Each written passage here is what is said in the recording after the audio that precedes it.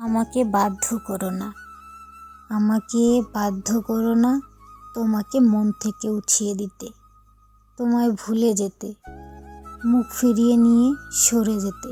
কারণ আমি চাই না যাকে ভালোবাসা দিয়ে মুড়িয়েছি তাকে ঘৃণার কলঙ্কের চাদরে ঢেকে দিতে, পরিচিত থেকে অপরিচিত হতে, চেনা ডাকনাম, গায়ের সুবাস, পছন্দের রং, অপ্রিয় খাবার সবটা ভুলে যেতে। তবে হ্যাঁ, তুমি যদি আমায় বাধ্য করো তবে তোমায় আমি এমনভাবে ভুলে যাব যেন কখনো তুমি আমার মনেই ছিলে না।